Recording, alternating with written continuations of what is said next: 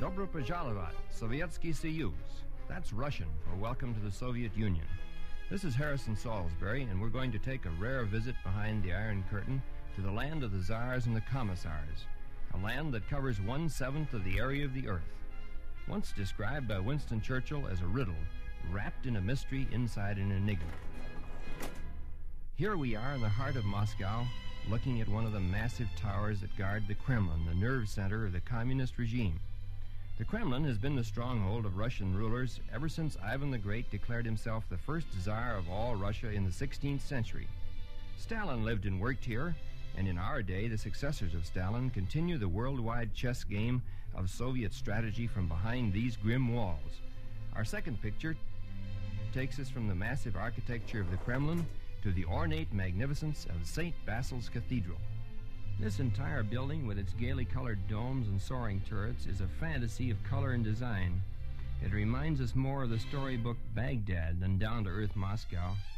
Officially, of course, the Soviet regime is atheistic, but it's taken very great care to preserve its unusual old churches, probably out of historical pride.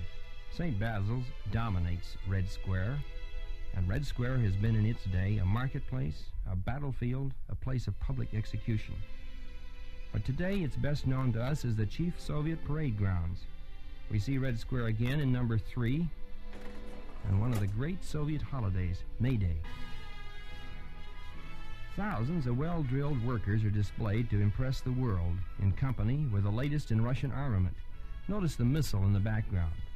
On ordinary working days, as in slide 4, we can see that the workers, both men and women, may be busily erecting buildings to relieve Moscow's terrible housing shortage. Women workers in Russia drive buses, they dig coal, they lay brick, but they don't share only in heavy labor. Most Russian doctors and teachers are women too. The Russians work hard for their pay, and they spend their money carefully in such establishments as the one we see in our next picture. Here we are in Moscow's biggest department store. GUM is the name of it, and the initials stand for the Russian words for State Department Store. Consumer goods are in short supply because the Russians have concentrated so much on heavy industry, and the Russians have to stand patiently in long lines in order to make the very simplest purchases. The clothes that Ivan or Boris wears are pretty drab, but in slide 6, we meet two very well-dressed Russian citizens. Children get the best of everything, and they blossom out in bright colors and good, well-cut clothes. Here we see two little tovarishi, bundled up against the Moscow cold like a couple of overstuffed teddy bears. Our 7th picture takes us to the heart of the huge Soviet agricultural and industrial exposition, a permanent fair on the outskirts of Moscow. Public monuments are all designed in the flamboyant style of the Friendship of People's Fountain, and as you can see, the gilt is laid on with a heavy brush. It's as though these people, whose private lives are so bare, take special pride in the public ownership of rich, ornate buildings. In slide 8, respectful Russians stand before tractors and machinery in the industry pavilion. A backward peasant country 40 years ago, the Soviet Union now ranks second to the United States as an industrial power. It's no wonder her people are impressed by the machines that symbolize that kind of dramatic progress. If you'll turn the slide card over to number 9, we'll move from this symbol of Russia's material progress to the heart of Russian culture.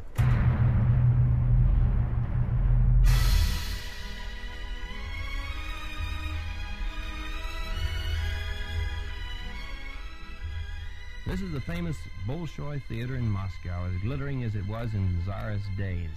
Culture is important to the Soviet regime, and it's preserved a long tradition of fine opera, ballet, and theater for which Imperial Russia was famous. Russia produced Stalin, but it also produced Tchaikovsky, Chekhov, the world-renowned Bolshoi Ballet Company. Our 10th picture introduces us to the Bolshoi Company in a performance of a classical ballet. These ballerinas are not only magic symbols of rare beauty and grace, they also stand for the hard work and the strict discipline that the Russians pride themselves on. The Russians worship ballerinas in the same way that many Americans idolize movie stars, but ballet is only one phase of Russian culture. Another one is the drive for education, And in number 11, we see the largest university in the Soviet Union with 18,000 enrolled students. This 32-story building, topped with a red star, houses the science school. Education in the land of the Sputniks has accomplished much since the turn of the century, when 3/4 of the people were illiterate. In contrast to this towering new building, we see in slide 12 a traditional little wooden dacha, or country house. A dacha may be a mark of privilege for the Russian upper crust, artists, scientists, government officials, but many other Russians possess dachas too. Often they build these modest cottages themselves. They may keep the dacha, sell it, or even will it to their heirs.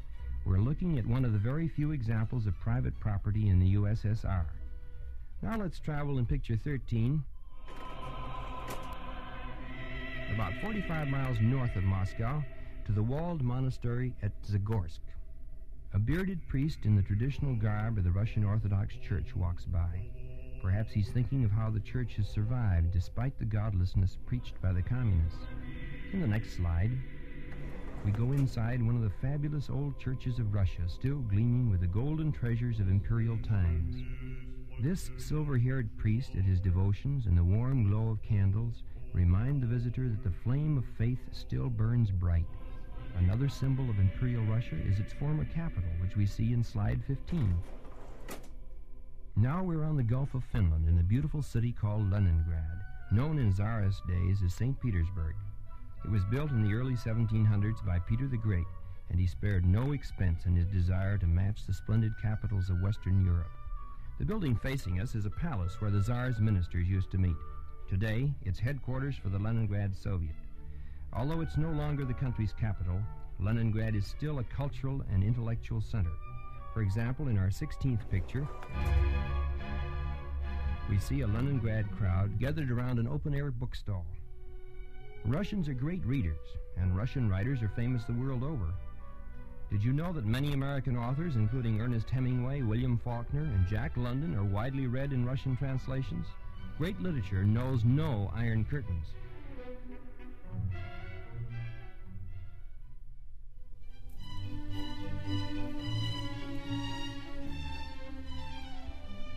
We're still in the Soviet Union, although picture 17 reminds us a lot more of France in the glittering age of Louis XIV than of Russia. This is Peterhof, the fabulous pleasure palace that was built by Peter the Great about 12 miles outside of Leningrad. Peter imported French architects. He wanted to make his court as beautiful as that at Versailles. The canal leads straight to the Baltic Sea. Peter won the Baltic Sea for Russia in his war with Sweden. Peterhof is a favorite excursion spot for the ordinary people of Leningrad today. They take a lot of pride in walking through the elegant palaces and those lavish gardens that once were the private playgrounds of the Tsar. Now we travel in slide 18 to Minsk, the capital of White Russia. A chess corner in a Russian park is what a baseball diamond is in an American one. The Russians love chess, and their players are always the leaders in international competition. Here we are in the depths of a pine forest, and the players are pondering their moves while the afternoon of well-earned leisure slips by.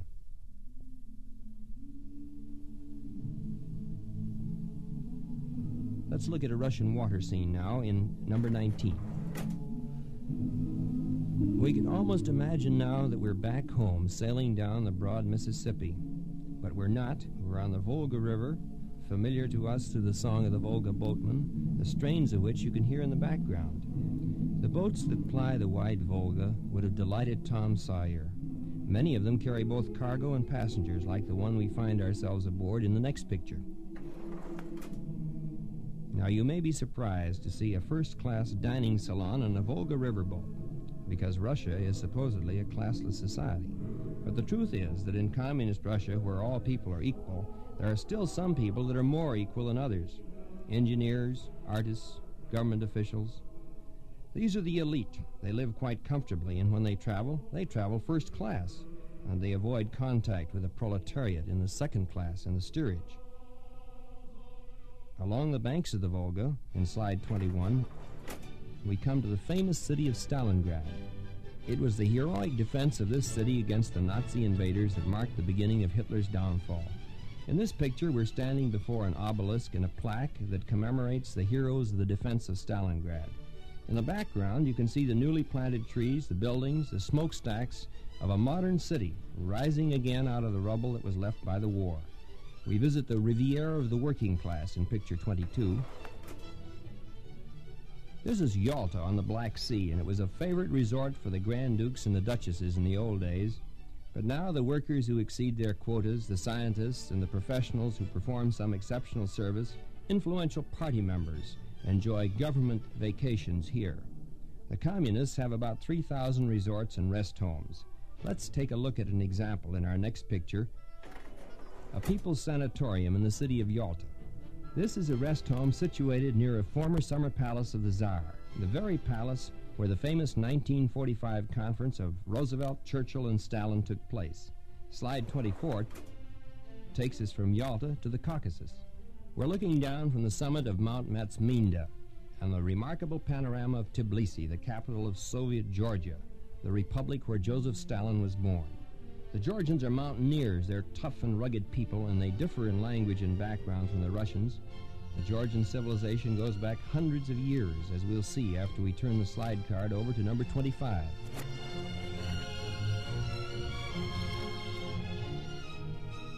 This is the old section of Tbilisi, where the ancient palace of Queen Tamara still stands. Back in the 12th century, Tamara of Georgia reigned over a court where writers, poets, and musicians flourished like the court of Queen Elizabeth I of England. The women in the foreground have the dark, strong faces that are typical of this region, a region that seems to breed a fierce, hardy people. We meet a group of peasant girls in our next picture, working against a backdrop of the distant Caucasus Mountains. The wheat fields of the Caucasus hold one of Russia's greatest agricultural wealths. This scene is primitive, but the machinery is modern, and that's not unusual in Soviet agriculture and industry. Now let's go to market in picture 27. This is one of the collective farm markets where the peasants are permitted to sell what they've grown on their small private pieces of land. Most of what the collective farm grows, of course, goes to the government stores where the prices are fixed. But here, the peasant is permitted to indulge in a little private enterprise with the goods that he raises on his own tiny plot, and he can haggle over his price to his or her heart's content. The faces of the Soviet Union are many, as we discover in slide 28. Here is the stamp of the Orient. It's unmistakable. We're 2,500 miles southeast of Moscow in Tashkent, the capital of the Uzbek Soviet Socialist Republic. The Uzbeks are short, compact people with golden skin and moon-shaped faces. Here on the steps of the modern Tashkent Opera House, a group of native Uzbeks are playing ancient airs on their flutes. Almost 200 miles southwest of Tashkent is the legendary city of Samarkand in picture 29. Samarkand, the very name of this city, breathes the mystery of the Orient. It was one of the great cities on the old Silk Road that linked China with the West. Samarkand already had a long history when it was sacked by Alexander the Great more than 2,000 years ago. And it's famous as the capital of the conqueror Tamerlane, builder of a vast Eastern Empire in the Middle Ages. We're looking at Tamerlane's tomb, and all the mystery of this legendary place lurks in the silent courtyard, in the ancient building that holds a hero's remains. We've traveled to Buryat, Mongolia in slide 30. Here live the nomads, the descendants of the old Tartars, those fierce Mongol tribesmen that held sway over so much of Russia and China some 700 years ago. Today, they're peaceful. They graze their herds of horses and sheep, and they live as they've lived for centuries, in canvas tents on the windswept plains. In picture 31, we're in Outer Mongolia, an independent people's republic that's virtually a protectorate of Moscow. In the capital city of Ulaanbaatar, about 1 out of every 20 males is a Buddhist priest. These highly educated holy men have the high cheekbones and the deep-set eyes of their fellow Mongols in the previous slide. For our last view of the Soviet Union, we return to Moscow for a close-up of a group of people celebrating their greatest national holiday, the Day of the Revolution. These are the signs of holidays in any country: gay flags, a child held up high to see the parade, a red balloon. But we see also the serious faces, the faces that reflect the many years of hard conditions endured by Russia's people. As we leave this vast land of tractors, ballet dancers, and marching ranks of workers, we can be sure we will meet it again in tomorrow's headlines.